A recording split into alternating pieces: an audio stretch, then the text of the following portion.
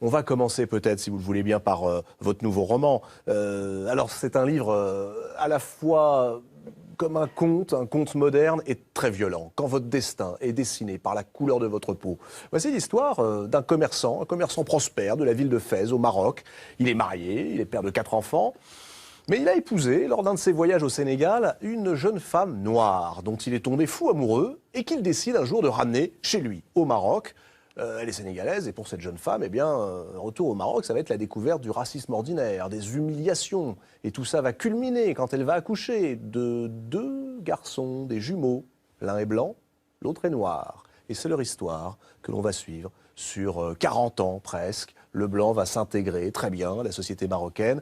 Et puis le garçon noir sera victime, lui, de la couleur de sa peau. Tahar Benjelloun, le mariage de plaisir, c'est le titre de ce roman, de ce conte.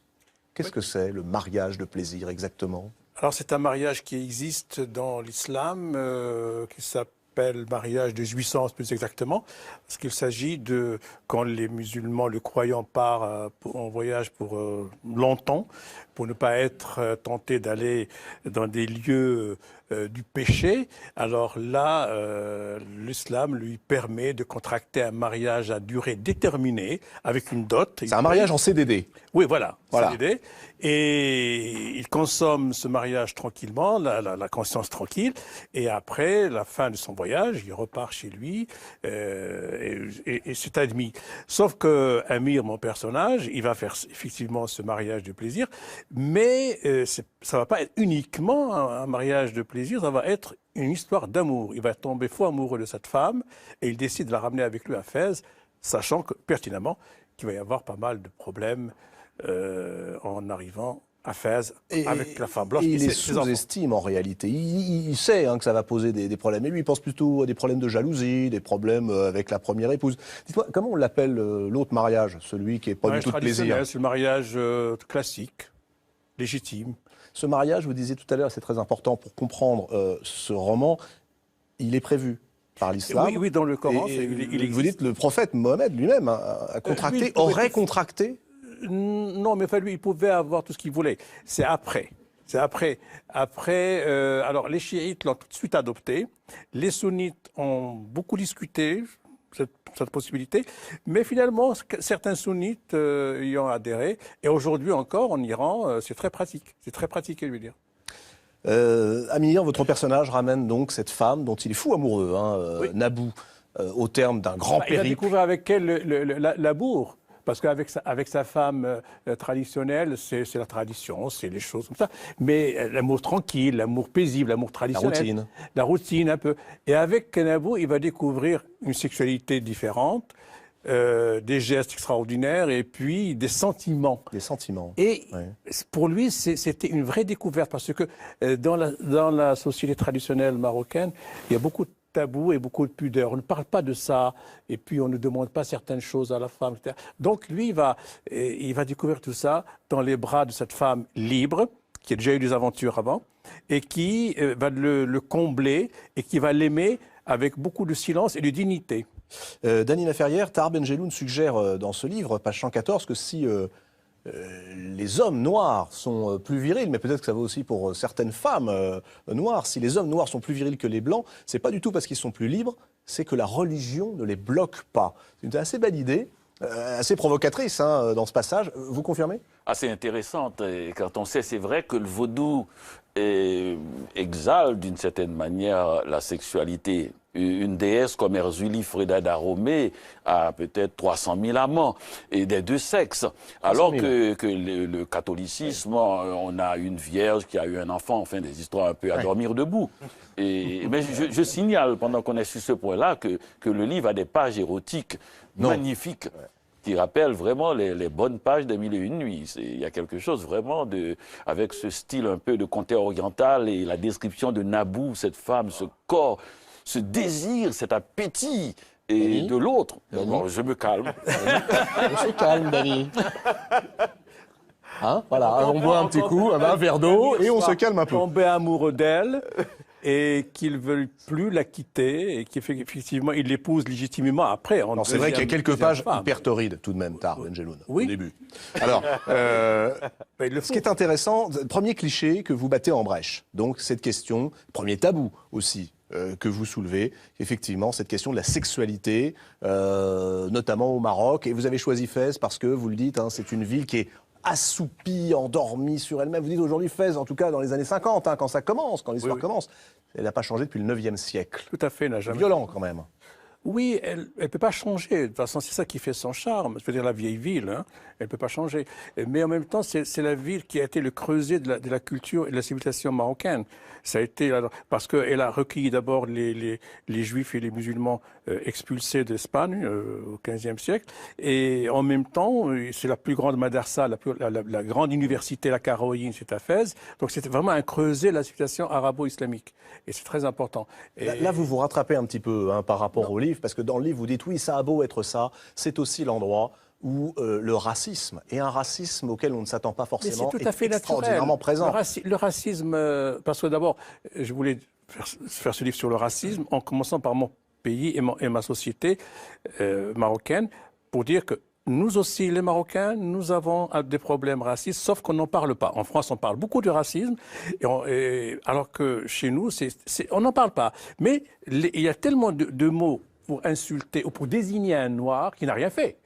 C'est-à-dire que c'est déjà l'esclave, le kahlouche, le nègre, etc., en arabe dialectal, et c'est très violent.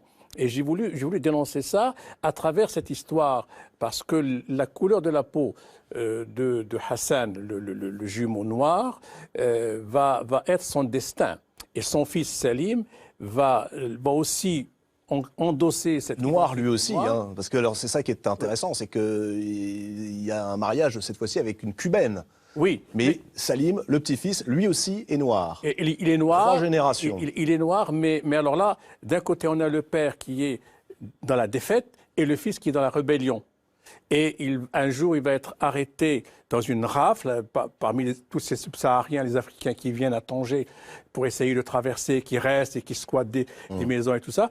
Et à ce moment-là, il y a une rafle, on le ramasse dans la rafle et il a beau crier « je suis marocain », on lui dit « t'es africain, tu retournes dans ton pays » et il retourne au Sénégal. Enfin, il retourne, on le renvoie au Sénégal. On le met d'office hein, dans un avion. Oui, parce que c'est son identité. Sauf qu'il accepte.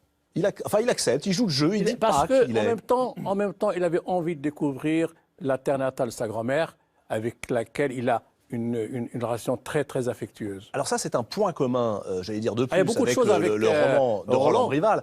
Comment expliquez-vous, Roland Brival, Tahar Ben-Jelloun, cette envie, ou ce besoin, ou ce hasard qui fait que, à un moment ou à un autre de sa vie, un homme a envie de revenir vers ses racines, au point, pour les Noirs de New York, il y a un personnage dans votre livre qui s'appelle Anton, et qui dit « Non, vous savez, j'ai pris mon billet, je rentre en Afrique, terminé Harlem ». Lui, il le veut, mais chez vous, c'est par hasard, au hasard du... Il l'accepte. Il l'accepte. Il l'endosse. À quoi correspond cette envie, ce besoin d'Afrique? C'est un mythe, une illusion, une nécessité? Je pense que c'est une illusion qui a existé, qui a travaillé la conscience des hommes noirs face au racisme qui leur était imposé, mais que cette illusion finalement a fait long feu. Aujourd'hui, on n'en est plus là. Mais il y a eu une époque, notamment, là vous parlez d'un personnage qui a adopté les théories et les idées de Marcus Garvey, qui lui se proclamait roi de l'Afrique et qui allait carrément dans le sens où il demandait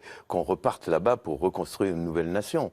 Bon, malheureusement, la suite a prouvé que ça n'était pas possible. Quel est, Tahar Ben-Jelloun, Roland Brival, le meilleur moyen de lutter contre, 1, la cruauté, 2, la bêtise? Je vous pose aussi la question, Roland Brival, parce que finalement, à la lecture de votre roman, on retrouve, votre roman est presque le livre qui se lit en miroir de celui de Tahar Ben-Jelloun. Tout à fait. D'abord, il y a l'éducation. L'éducation. L'éducation et puis la littérature, la poésie et la littérature. Alors, je voudrais, dans le livre de Roland, il y a un passage magnifique où, après vous raconterez l'histoire, parce qu'il y a Césaire, Ségor et Damas qui se retrouvent face à une très très belle femme, une prostituée peut-être, bon, et il lui demande Ah oui, qu'elle voilà, les suive. c'est vrai que c'est une très Et alors, c'est extraordinaire. À Paris, oui, effectivement. Elle leur dit, je ne fais pas à 3. Mais il dit, mais ne vous en faites pas, ça va bien se passer. Et il monte à la chambre, elle se déshabille, et les 3, au lieu de la toucher ou de coucher avec elle, chacun prend son stylo et écrit des poèmes sur elle. Et la dernière page, c'est que Senghor va la rhabiller, il ramasse ses oripeaux, ses vêtements et il la rhabille. C'est magnifique. C'est la poésie triomphe de la barbarie. Au point d'ailleurs que la fille dit, bon, finalement, il n'y en a quand même pas un qui... C'est un peu comme Naboo, quand Amir l'a vu, il a commencé à lui chanter de la poésie parce que c'est vrai que devant la beauté de ses corps, il n'y a que la poésie qui puisse l'affronter. C'est vrai. Mais je voudrais dire de ce livre exceptionnel qu'a écrit Tahar. Commencez pas, Roland. Non, mais je vous assure. Au début, je me suis dit... On ne se connaissait pas. Non, on se connaît pas. Mais au début, je me Vous suis dit... étiez jamais rencontrés? Non. C'est vrai? Absolument. On s'est lu, mais jamais rencontré. Et voilà, ça je fait me dis, plaisir, bon, ça. c'est un conte, ok, c'est quand même un peu paradoxal, je rentre, et à la page 10, j'ai éclaté de rire, et j'ai compris. Et j'ai compris que c'était un moment de grâce, ce livre. Ça n'est pas dû simplement à l'inspiration. Quelque chose se passe là, qui est une magistrale leçon d'amour, et qui est la seule réponse qu'on puisse donner à toute cette violence aujourd'hui qui nous cerne. C'est une ode à la vie, c'est un mode d'emploi. C'est vraiment la vie, mode d'emploi. Quand bien même, ça entraîne évidemment des dommages collatéraux qui sont le regard qu'on porte sur les enfants, la difficulté pour eux d'affronter le réel. Mais bien sûr, parce que la vie, elle n'est pas morale, elle ne fait pas de jugement, elle se déroule. Eh oui. Et nous devons l'accepter dans tous ses paramètres. Et là, justement, il s'agit d'un livre qui n'a rien à voir avec un livre moraliste. C'est un livre dans lequel on accepte sa souffrance aussi bien qu'on accepte l'enchantement. Je ne sais pas ce qu'en pense Dany. Ah non, moi j'ai adoré. La description de l'homme, et généralement, quand on décrit un homme comme ça, bon, il n'est pas très grand, il est un peu replet. Ouais. Et tout ça, c'est pour dire que c'est pour son argent que cette femme qu'on décrit d'une autre manière, magnifique, bien sculptée, avec une démarche féline et tout ça, on voit bien que le petit monsieur un peu rondelet, c'est lui qui va payer le manteau de madame. Elle l'aime. Eh bien non. Elle l'aime. Non, Elle l'aime non, pour de vrai. Il s'agit d'amour. Oui. Ouais. Le mariage de plaisir de Tahar. Je voulais juste ajouter un mot sur le racisme, parce que je voulais absolument préciser que le racisme ne fait pas d'exception. À un certain moment, quelqu'un dit oui, les Noirs sont mauvais. Et alors, il dit, et un Noir qui lui répond, ce que vous ne savez pas, c'est que les Blancs sont le cadavre. cadavres. Ben oui. Et c'est-à-dire, le racisme, il est partout. C'est-à-dire que c'est pas parce qu'on est noir qu'on n'est que victime. On peut être aussi raciste qu'un Blanc peut être raciste. C'est-à-dire que c'est ça le plus important. Parce que j'ai pas aimé ces derniers temps le fait de dire il y a un racisme anti-blanc. Le racisme, il est tout azimut. Et tout le monde en porte une part de responsabilité. Comme la cruauté aussi, d'où les dictateurs. Alors ça, c'est très bien montré dans ce livre qui est tout sauf politiquement correct et où vous brocardez ce racisme qui vient aussi du Maghreb à l'encontre des populations noires.